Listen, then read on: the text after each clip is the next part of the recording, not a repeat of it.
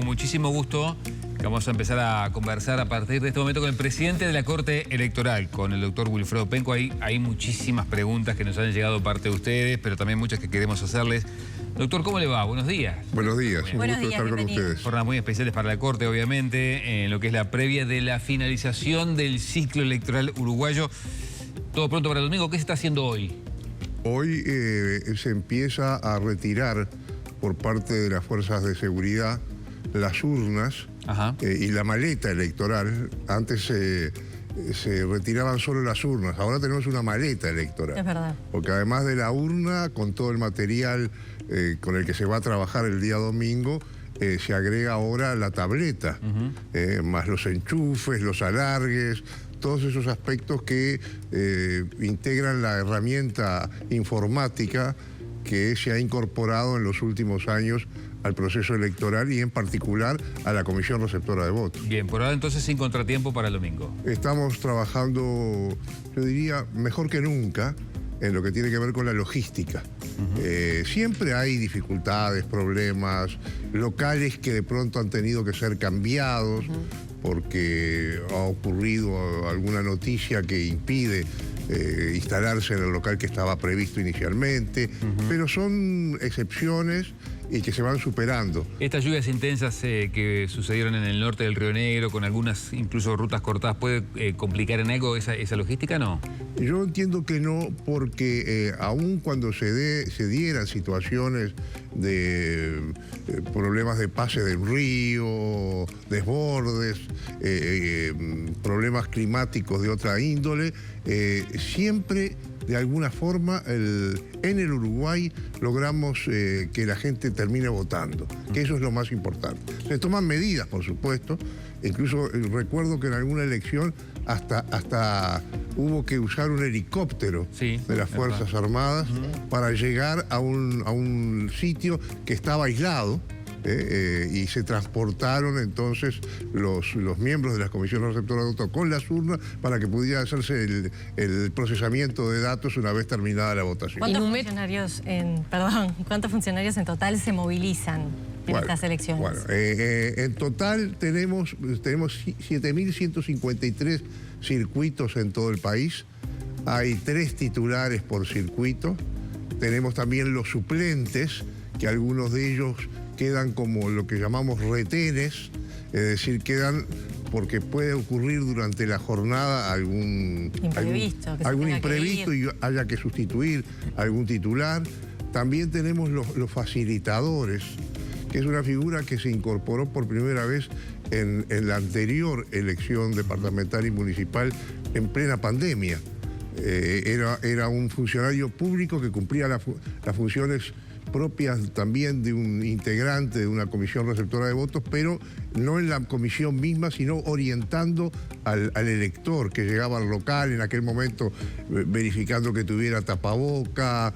Bueno, eso se superó, pero se demostró la utilidad que tenía un funcionario con ese perfil cumpliendo esa función. No en todos los locales. Hay locales donde de pronto hay un solo circuito, no es necesario, pero es una figura que se ha incorporado también. Tenemos el custodia. Custodia, que es un integrante de alguna de las armas de las Fuerzas Armadas o de la Policía, del Ministerio del Interior, que también acompaña, son los que entregan la urna a los miembros de la Comisión Receptora de Votos con todos los materiales electorales para que pueda instalarse. Es el que acompaña después al presidente de la Comisión Receptora cuando ya ha terminado toda la tarea y se entrega la maleta electoral ya con los resultados del escrutinio primario en la Junta Electoral correspondiente. También entonces tenemos que calcular un custodia por circuito. Y por supuesto los funcionarios electorales, que en Montevideo se van fundamentalmente a organizar en 20 dependencias zonales y que van a ser también puntos de apoyo a las comisiones receptoras por cualquier inconveniente que pueda surgir. Ahora vamos a ir con detalles técnicos y domésticos que siempre vienen bien por estas horas previas, pero esta elección tiene no sé si una dificultad, pero un desafío que son 2 en 1, ¿no? ¿Ya están pensando en el después? Porque no termina solamente cuando la gente va a votar, ustedes tienen después un trabajo interesante. Sí, por supuesto, así es. El día martes empezará lo que llamamos, lo que la ley llama el escrutinio departamental, que es el escrutinio definitivo. En las 19 juntas electorales del país se van a volver a abrir las urnas frente a los delegados partidarios, se van a revisar las actas. Las actas tienen lo que se llama el principio intangible de la intangibilidad, es decir, las actas que están rodeadas de todas las formalidades tienen que ser respetadas, pero puede haber errores o puede haber también observaciones o impugnaciones por parte de delegados partidarios que tienen que ser atendidas en esa oportunidad. ¿Y cuánto puede llevar ese escrutinio final? Bueno, no debería llevar en las juntas electorales más de 9 días. Bien. Si al 8º día no han terminado, la Corte Electoral tiene que inmediatamente abrogarse las facultades del escrutinio y avanzar directamente, pero esto no ha ocurrido en los últimos años, de manera tal que pensamos que a lo largo de la semana siguiente de la elección, la próxima, el escrutinio estará concluido en los 19 departamentos. Algunos van a terminar antes, por supuesto, otros después, pero seguramente vamos a tener muy prontas noticias a lo largo de esa jornada. Algo más, doctor, sobre la previa. ¿Han tenido información sobre desistimiento por parte de funcionarios que no van a concurrir a las mesas? ¿Han tenido que ya ir apelando a los suplentes? Bueno, sí, efectivamente, incluso en el propio proceso de designación, ¿sí? donde hay un margen aleatorio, porque el propio sistema informático hoy los va designando, procurando de que el miembro de mesa, su credencial cívica corresponda a ese circuito. Para no votar observado. Para no votar observado. Bueno, si efectivamente hay, más que desistimientos, hay causales, porque es irrenunciable el cargo. Pero si hay causales que justifican la imposibilidad de concurrir ese día, entonces sí, son inmediatamente sustituidos. Por eso tenemos esa cantidad de suplentes. ¿Y se están dando muchas preferencias? Pero no, con lo que suele ocurrir en una elección. Si son porcentajes relativamente escasos, de pronto en algún departamento más que en otro, pero es absolutamente normal que ocurran estas bajas y altas. Y lo importante es que todos los circuitos puedan constituirse a primera hora el día domingo, lo que ocurrirá seguramente, sin duda alguna. He escuchado muchos que dicen, no me voy ni a fijar dónde voto porque hace 3 elecciones que sigo votando en el mismo lugar, seguramente me toque. No es la recomendación, hay que fijarse en el padrón. Sí, y además se tiene la ventaja, que no es de esta elección, también se ha estrenado en elecciones anteriores, de lo que se llama la búsqueda del padrón en la página web, poner la serie y número de su credencial, inmediatamente le aparece el lugar donde le corresponde votar. O no necesariamente también puede buscar por nombre y apellido y fecha de nacimiento. Y fecha de nacimiento. Ahí hay que saber la fecha de nacimiento, si es el propio elector el que tiene que consultar, y también es un modo de poder saber dónde le corresponde votar. Y esto es muy rápido, muy fácil de manejar. Doctor, vamos con preguntas prácticas y que siempre generan dudas. A ver, quiero ir a votar, no encuentro la credencial. Y no la quiero buscar tampoco mucho. ¿Puedo o no puedo? Sí, puede votar, por supuesto que sí. ¿Por qué?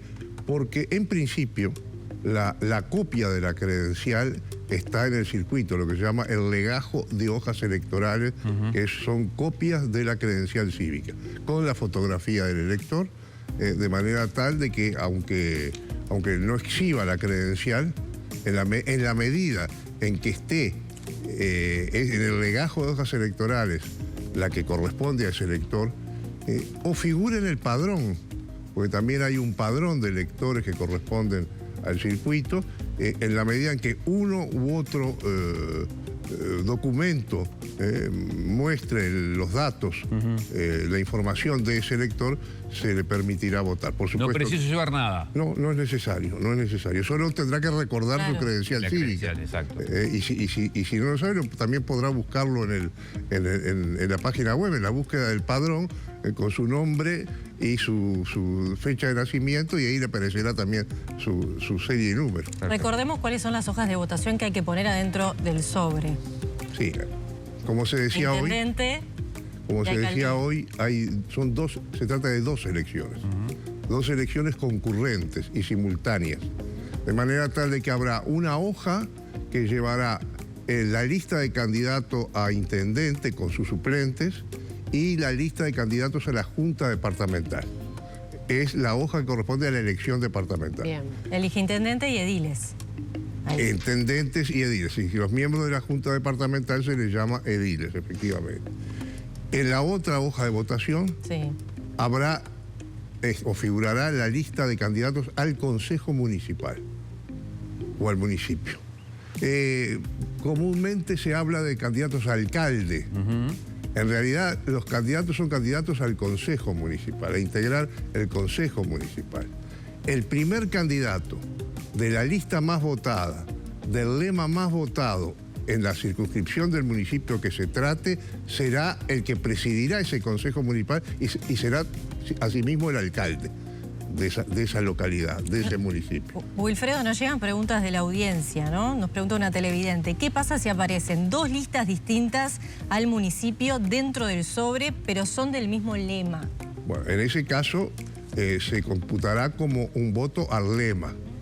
Si son hojas diferentes, que llevan candidatos diferentes, no podrá asignarse ese voto a ninguna de las dos listas, porque hay dos. Pero en la medida en que forman parte del mismo lema, entonces podrá computarse como un voto al lema, es decir, un voto al partido, que después tendrá importancia en lo que es la asignación de los votos a cada partido, que es lo primero que se hace. Y después se verá dentro de ese partido cuál es la lista ganadora. Más que cuál es la lista ganadora, cuál es el sublema más votado. Y después, cuál es la lista dentro del sublema que tuvo más votos. Eso va a ir determinando la elección de los 5 concejales que integran cada consejo municipal. Una vez elegidos esos concejales, Sí. Se determinará quién es el alcalde. Es decir, es un proceso que tiene más de una instancia. Bien. Si tengo ganas de elegir intendente, votar un intendente, una intendenta, pero no así alcalde, o quiero elegir alcalde y no intendente, ¿puedo hacerlo? Puede hacerlo, porque como reitero, se trata de dos elecciones simultáneas. Si uno introduce solo la hoja con el candidato a intendente y a ediles,